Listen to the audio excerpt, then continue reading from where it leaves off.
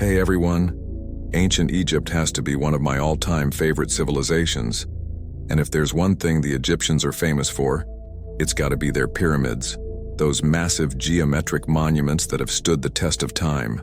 There are somewhere between 118 and 138 pyramids scattered all across Egypt. Most were built during the Old and Middle Kingdoms, serving as tombs for powerful pharaohs. And yes, they were built by Egyptians themselves. We've learned so much from these mighty structures, which vary widely in size, shape, and condition. Some pyramids have remained remarkably intact over thousands of years, while others look more like curious hills or mounds of dirt. But without a doubt, the most impressive are the three pyramids at Giza, once, and even still today, among the tallest man-made structures on Earth. The sheer scale of Egypt's pyramids makes them incredible testaments to human ingenuity. Even after nearly 5,000 years, they stand silent and defiant in the scorching desert sun. Honestly, I'd bet that even some of the most powerful weapons we have today wouldn't be able to destroy them completely. But here's the twist. What if I told you that two of Egypt's greatest pyramids have been missing for over 2,000 years, and not a single trace remains to prove they ever existed? Today, we're diving deep into one of ancient Egypt's most mysterious puzzles, the twin lost pyramids of Lake Moeris. Our story starts over 2,000 years ago, in the 5th century BCE, with a Greek historian named Herodotus. Toward the end of that century, Herodotus was finishing what's often considered the world's first travel guide. He was a well-traveled man, far more so than most in his time. By age 60, he had journeyed across much of the world known to the ancient Greeks, from the grassy plains of Scythia in the north to the grand opulent city of Babylon in the south. At the end of his life, Herodotus put quill to papyrus to record everything he'd seen and heard during his travels. His detailed account was called the Histories, and it was revolutionary, transforming history into a scholarly pursuit dedicated to uncovering the truth of humanity's past. Because of this, Herodotus is often called the father of history. The Histories covers everything from kings and battles to animals and plants, so much that even after 2 years I still haven't finished reading it all. What's important for our story is Herodotus's fascination with Egypt. It's clear from his writings that Egypt was probably his favorite place in the world.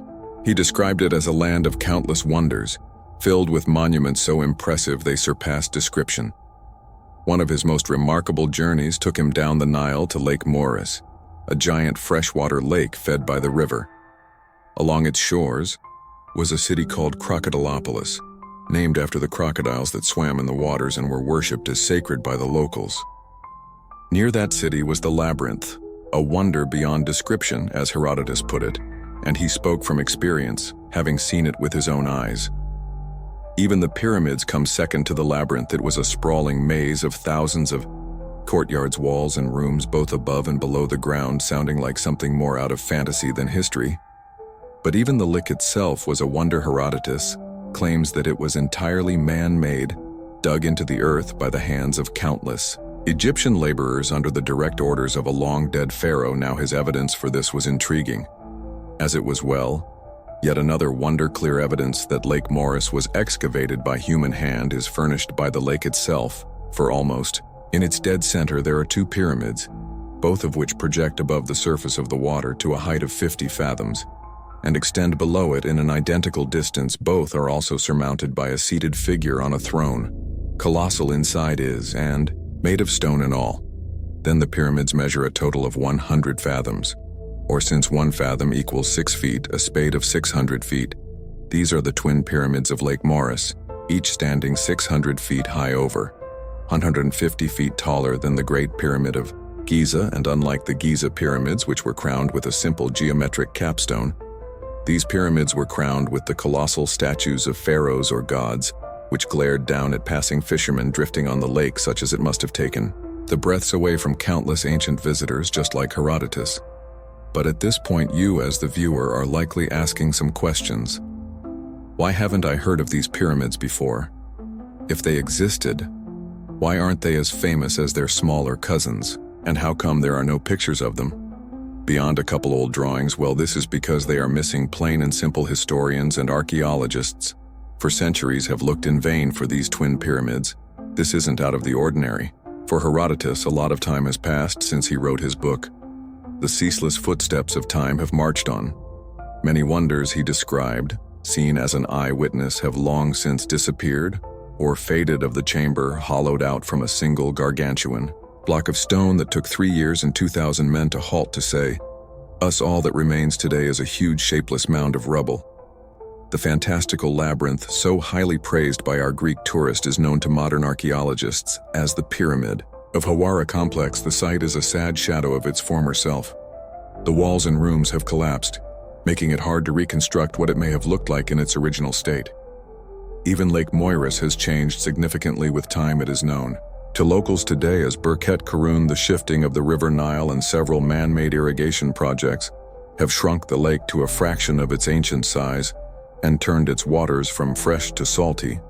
Herodotus would scarcely recognize the region today, but what about the two pyramids once have submerged in the lake? Could monuments as great and massive as them disappear from the world entirely? Like I said, pyramids are one of humanity's more enduring construction projects. Their shape actually makes them stand the test of time far better than other types of buildings. So where did these pyramids go?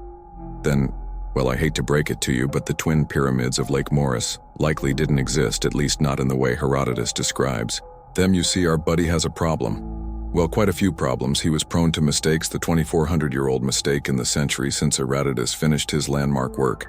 Readers found issues, inconsistencies that raised eyebrows gradually. The histories were shown to be filled with copious amounts of errors and misinformation. To the point that some critics have called Herodotus the father of lies rather than the father of history. A great example of this phenomena can be seen in Herodotus's description of the Great Pyramid of Giza. Herodotus writes that the Great Pyramid was 800 feet high. Now its true height is closer to 500, meaning the Greek almost doubled its height. For his book, Lake Moeris was not a man-made lake as Herodotus claims, but was a natural reservoir that was only slightly modified by the ancient Egyptians. Many such exaggerations and errors have been demonstrated to fill the pages of the histories. Now, I'm actually going to defend Herodotus a little bit here. I'm not entirely convinced that his behavior was intentional, at least not all the time Herodotus was visiting in Egypt, very much past its prime. Many of the buildings and monuments he observed were already 1,000 years old, built before the Bronze Age collapse. He was basically describing a post-apocalyptic landscape. Also, Herodotus freely admits that he could not read Egyptian hieroglyphics. This means he was entirely at the mercy of his native guides if they said a particular fact about a monument or a pharaoh. He didn't really have a way to fact-check them in this way. One can see how he got wild overestimations and false information. And now we arrive at Lake Moeris's pyramids. In truth, archaeologists have found some archaeological remains of a great monument on the shore of the dried-up lake. These are the pedestals of Biha Amu, located just a couple miles north of the city of Fayum. Formerly the city of crocodiles, though today only the bases survive. They were once the thrones of two colossal statues made from quartzite stone. From fragments we can reconstruct that they likely depict two great pharaohs seated side by side. Archaeologists have argued that they were likely raised under the reign of Amenhotep III, a great conquering pharaoh from Egypt's 12th dynasty, and most likely the pharaoh depicted in the sculptures. Their descriptions adheres very closely to Herodotus's account of the twin pyramids, save one thing: their size. Scholars have theorized that each of the colossi, including the pedestal, originally stood somewhere between 59 to 60 feet tall, making them some of the tallest sculptures constructed in Egypt since the Giza Sphinx. Herodotus's pyramids, on the other hand, were reportedly closer to 600 feet tall, though he never saw their lower halves because they were submerged in the water. Hello. How are you?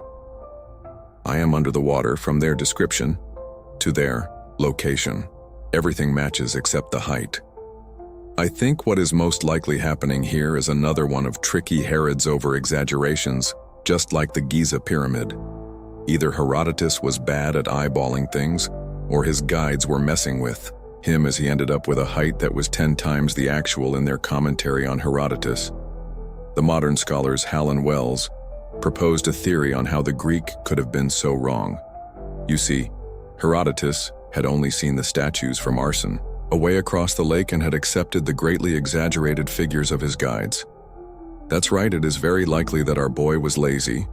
He saw the blurry haze of two statues from far away, and his guide or guides used it as a chance to mess with him. Herodotus never got a chance to fact-check them, so he went home and wrote it down in his book, none the wiser, unintentionally creating a mystery that lasted over 2,000 years.